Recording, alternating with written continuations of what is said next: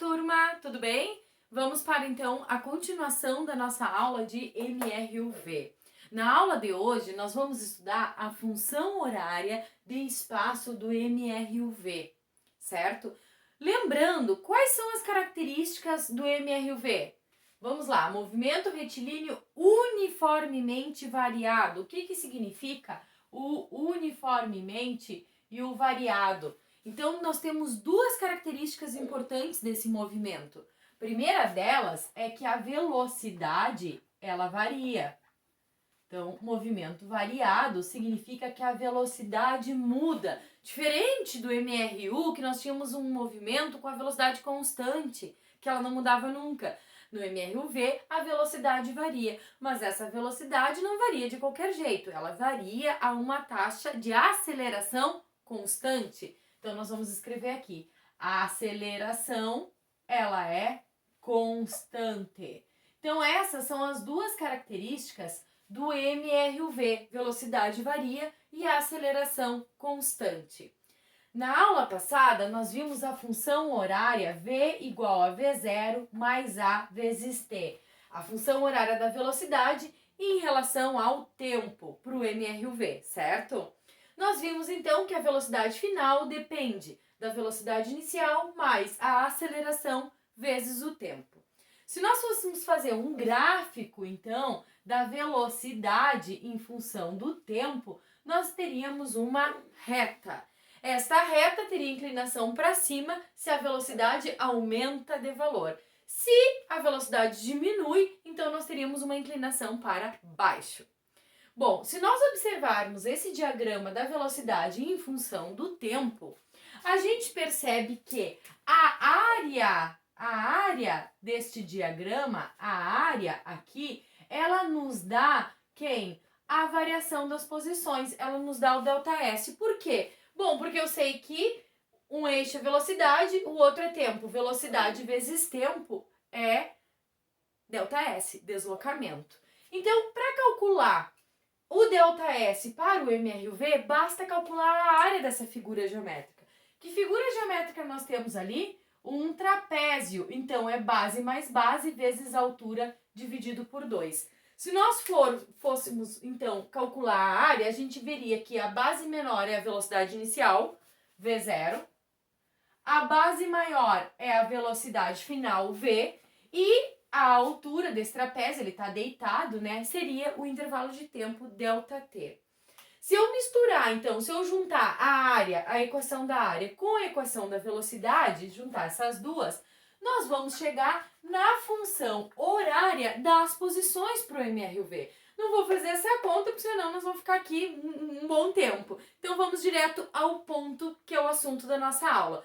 Como é a função horária para o MRUV das posições? Então, vamos lá. Posição final é igual a posição inicial mais velocidade inicial vezes o tempo mais aceleração vezes o tempo ao quadrado dividido por 2. Ufa!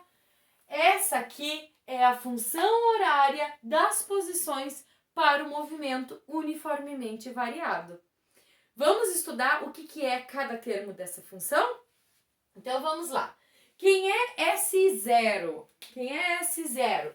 Aqui, ó. Quem é S0? E quem é o S? Então, o S é a posição final. Vamos anotar. Posição final é aonde o móvel chega. Então, a posição final no sistema internacional é dada em metros. Quem é o S0? É a posição inicial. Posição inicial, que no sistema internacional também é medida em metros. Quem é V0? É a velocidade inicial. Lembrando que no MRUV a velocidade varia. Então eu tenho um valor de uma velocidade inicial e depois eu vou ter lá no final do movimento um outro valor de velocidade. Por isso que eu tenho dois tipos de velocidade, é importante não confundir. Aqui na função horária das posições, a velocidade que vai do lado do tempo é a velocidade inicial. Velocidade inicial é aquela velocidade que o móvel possui no início do movimento, quando eu ligo o cronômetro, tá? e ela, no sistema internacional, é medida em metros por segundo. Bom, agora nós temos o último termo dessa função horária, que é a aceleração, que é representada pelo A, a aceleração. A aceleração no sistema internacional é medida em metros por segundo ao quadrado. Bom, o único termo que ficou faltando aqui é o T. O que é o T? Bom, o T já é o nosso conhecido, né? O tempo, que é medido em segundos. Bom, então nós identificamos, né? Identificamos cada termo dessa função horária. S igual a S0 mais V0 vezes o tempo mais a aceleração vezes o tempo ao quadrado dividido por 2. Então essa é a famosa sorvetão. Se lá no MRU nós tínhamos a função horária que era sorvete, né? S igual a S0 mais V vezes T. Aqui nós temos sorvetão, porque ele tem esse terceiro termo na função, que é A vezes T ao quadrado sobre 2. Bom, agora que nós já conhecemos, então, o que é cada termo da função, vamos identificar uns exemplos? Então, aqui nós temos 4 exemplos em que o problema, né, o exercício está nos pedindo quem é a posição inicial, quem é a velocidade inicial e quem é a aceleração. Então, eu preciso que no final da aula de hoje vocês saibam identificar cada termo da função horária das posições do MRUV, certo? Como que eu vou identificar quem é a posição inicial, quem é a velocidade inicial e quem é a aceleração? Cuidando os coeficientes ao lado da incógnita T. Primeira coisa, tem T aqui do lado da posição inicial? Não. Então, a posição inicial é o termo independente. É aquele coeficiente que não tem T. É um número que está sozinho. Sempre quando eu tiver um número sozinho, sem o T do lado, eu sei que é a posição inicial. Quando eu observar aqui, ó, do lado do T, nós temos a velocidade inicial. Então, eu olhar o T, o coeficiente que está do lado dele é a velocidade inicial. E agora, a última parte, e a que eu preciso prestar mais atenção, é o número que está do lado do tempo ao quadrado. Que número que está do lado do tempo ao quadrado? A aceleração dividido por 2. Ou seja, do lado do t ao quadrado, nós temos a metade da aceleração. Se eu quiser descobrir a aceleração inteira, eu tenho que fazer vezes 2, já que aqui está a metade dela. Vamos fazer um exemplo, então. Primeiro exemplo. S igual a 100 mais 15t mais 8t ao quadrado. Quem é a posição inicial neste exemplo? Posição inicial é o termo que está sozinho. Qual é o termo que está sozinho? 100. Observem que não tem t do lado.